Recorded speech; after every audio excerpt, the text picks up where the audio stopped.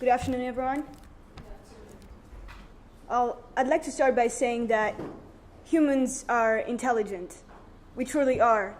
But sometimes we tend to reject differences, especially when we don't understand those differences.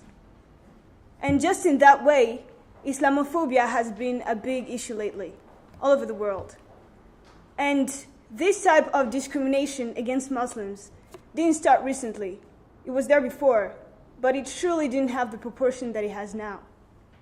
The reason why it has taken a whole new dimension these days is to the big part due to those terrorist attacks that have been committed in many countries across the world, like in the United States, in France, in Belgium, and most of them were done by the Islamic State. The terrorism perpetrated by these organizations sometimes causes Islamophobia to show up. People start to be afraid of Muslims because they get this feeling, there's this unfounded assumption that all Muslims could be, maybe, terrorists. Now, we are talking about misplaced fear, and mark my words, misplaced fear. That fear eventually becomes hatred. Then, instead of hating the act of terrorism itself, some people end up hating Islam as a whole. Now, this is wrong. We understand that it's wrong, but it actually happens.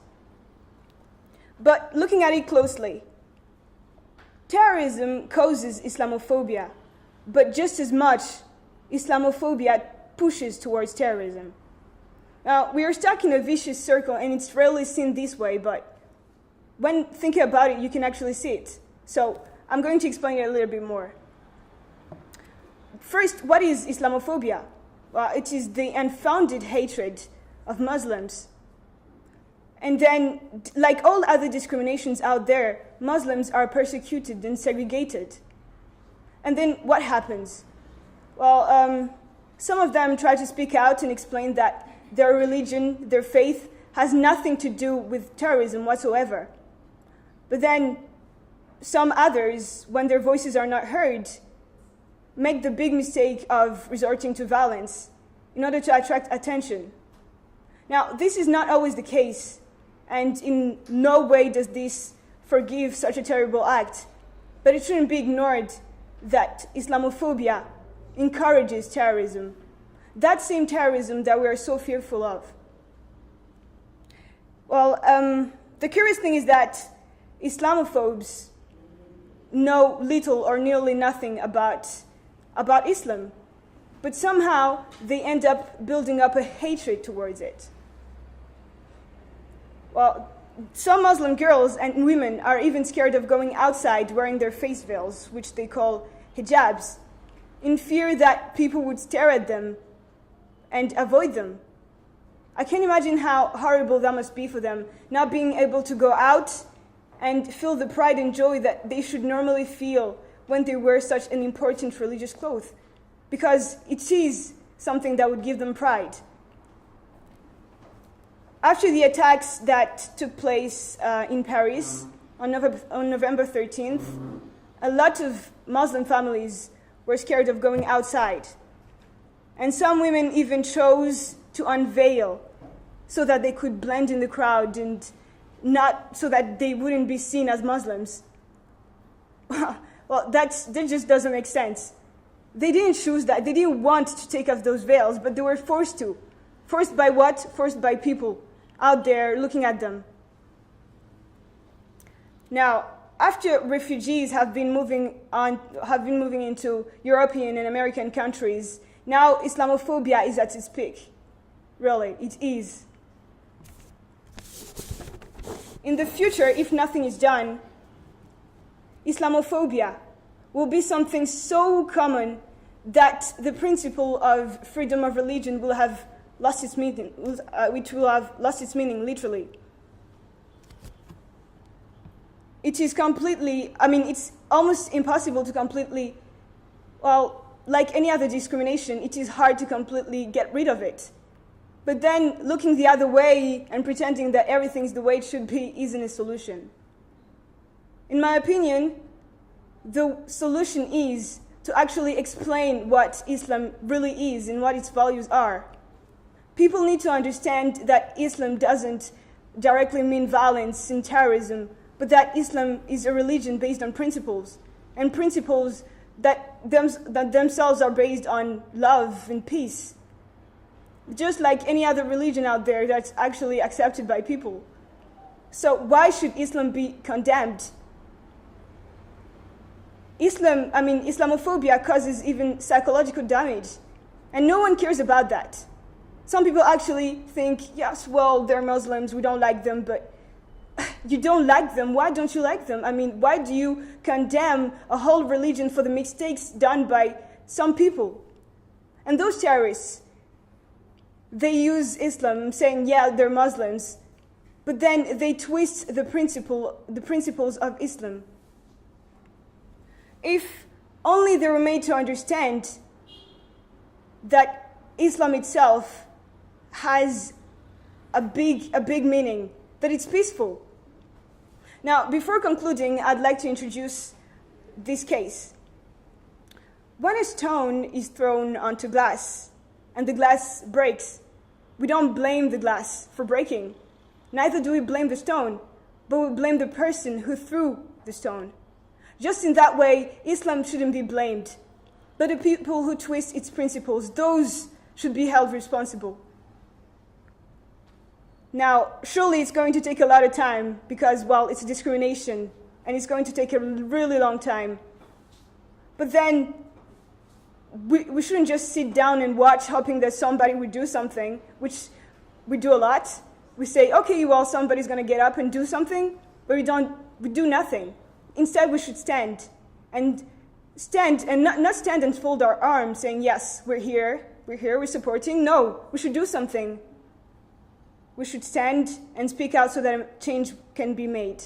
And that change should be made now. Thank you.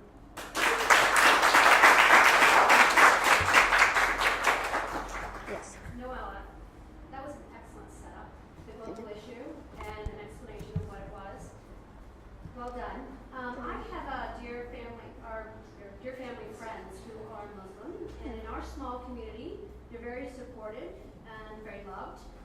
But in the wider community of Los Angeles and even the rest of America, what action steps can I take, if any, to sort of change the view, the Islamophobia, and minimize that? Well, it is true that since it's a discrimination, it's hard to change the minds of people who have been building such hatred for so long. It's true, it's really hard. But then, it's true, since it's a community, what you can do is probably, wherever you go, you can say, oh, I have these friends, they're Muslims, and they're great. And then you could try to explain what Islam really is if you feel like those people actually are kind of, not feeling well around Muslim people. So what you do is tell them more about Islam, that you know, that it is actually a religion, and that is peaceful, and it has principles based on love, yeah. Yes? You mentioned during your presentation that Islamophobia is at its peak around the world today. Could you give some examples about how that's manifesting in different countries around the world? Especially after those attacks that have been going on, people have been feeling, after an attack, they say, okay, the Islamic State's attacked again. And then when they walk in the streets, they see Muslims, and then they're like, oh my gosh, maybe they're gonna, I don't know, explode a bomb or something. So they build up this fear. And this have been happening especially in countries where terrorist attacks have been going on. So. Just to pile on to that, there's been some actually proposed legislation in certain countries in the world that are specifically targeting Muslims. Have you read about any of those policies and how those are affecting Muslim communities? Okay, for example, and I heard this happened in France, where people were saying that they didn't like women wearing those face veils completely. So the government actually made a big deal out of it to say, okay, well, they should take this into consideration. And this was going against their religion, their faith. So yeah, that actually attacked Islam in France and Muslim women there. You talked about the violence committed by terrorists or by the Islamic State.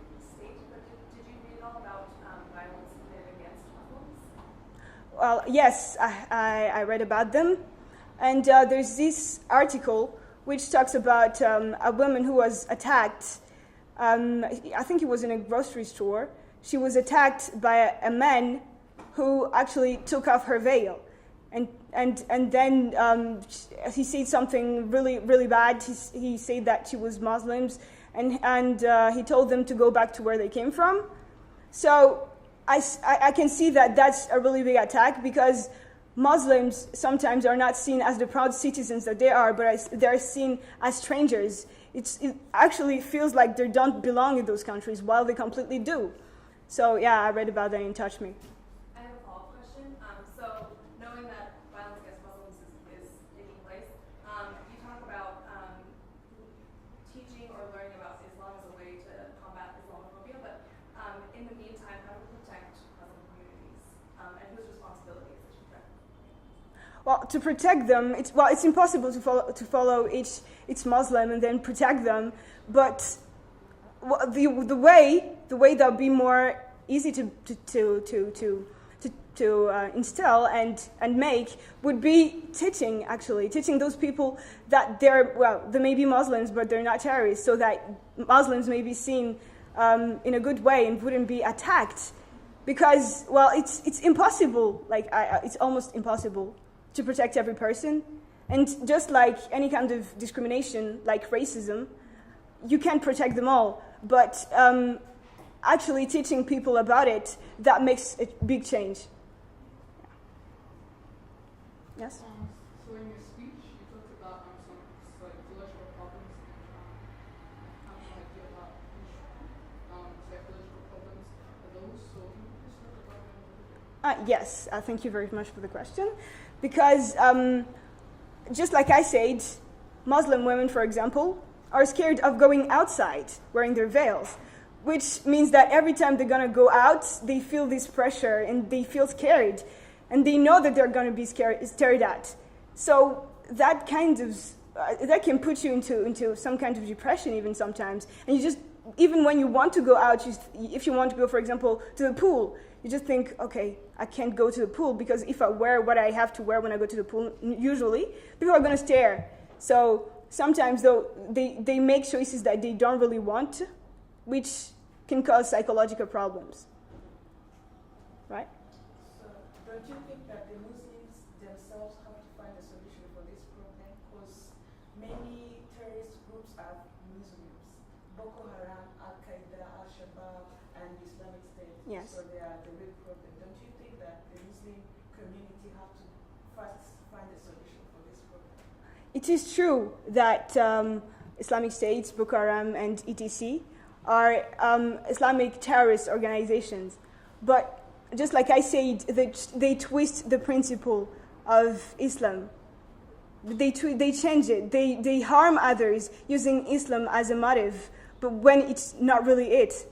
So what Islam community can do is they must, like the imams, they must say something and teach people that Islam is not about that they have nothing to do with those terrorist organizations. Yeah. Yes? You're talking a lot about educating people about that Islam is not the same as terrorism. But how do you do that, or what do you think is the role of media? Because whenever a terrorist attack happens in the name of Islam, it's all over news, all over the media, but we don't see the people that are trying to teach about the better side of Islam, or that it's not the same as terrorism. Yes, thank you very much for bringing up the media, because the media has a big role in this. If the media, there are some programs, TV programs, that are made by Muslims, and they explain what Islam is. So that also helps when to remove that thought that Islam is based on violence, that it's related to terrorism directly. No. So yeah, the fact that when a terrorist attack takes place, it is all over the news, it doesn't change the fact that they talk about terrorism made by Islamic terrorist organization, but they don't talk about Islam being a religion that causes that terrorism. So I think that it should be made clear that the media may talk about it that way, but it doesn't put the blame on Islam, but more talks about it referring to how it was used by those terrorist organizations. Yeah, so I see it that way. Did I answer the question? A follow-up question, though. Do you think there is a connection between Islamophobia or terrorism and politics? In politics. Yeah. And what is it? Excuse me, can you repeat? Connection between Islamophobia and politics. There are some, in politics I'm going to say, so there are some leaders and in countries who are reluctant to accept refugees from Syria, Pakistan, and Iraq because they're scared that since they're coming from those countries, they could be terrorists. Can I? Okay. So, I was answering your question. So I was saying that the fact that those leaders are reluctant to accept those refugees, maybe they don't have Islamophobia, they're just worried, okay? But then the people living in those countries are like, yeah, he's right. We shouldn't accept those refugees from there. And they're actually showing us some kind of, they have Islamophobia because they're like, yeah, they're Muslims, we shouldn't allow them here. They're just gonna fill our lands and then put some bombs. That's Islamophobia. And politics plays a big part in that. By putting so much barriers, people actually believe that it is right for those barriers to be there. Yeah, thank you. And one question. So you talked a lot about teaching and how do you think the teaching should be incorporated into the teaching systems and to eradicate Islamophobia and other phobias for that matter? So how? Should teaching, that teaching is Islamic teaching, be incorporated into schools in order, or even maybe public places? So how do you think it should be done? Well, if we're talking about in school, we're not going to make we're not going to put up a course that teaches Islam. That'd be too much and it's almost impossible. But just when learning like history or such, there could be some kind of lesson about it. When talking about those attacks that have been going on, it's not hard just to take a couple of minutes and talk about Islam and how Islam has been blamed have been blamed for things which has nothing to do with it. I think that teaching it that way, not completely having a lesson talking about that, but just telling them that Muslims aren't so different, it's just another religion that has good principles. I think that's the way it should be done. And the other way that could be used, apart from school, should be like they say, the media. Because, almost everybody watches TV. So if you see that and you suddenly understand, you're like, oh, maybe I was wrong, maybe I judged them too fast. So, yeah, people would actually understand. And since understanding is the key to acceptance of differences, then, yeah, I think that would be a good solution.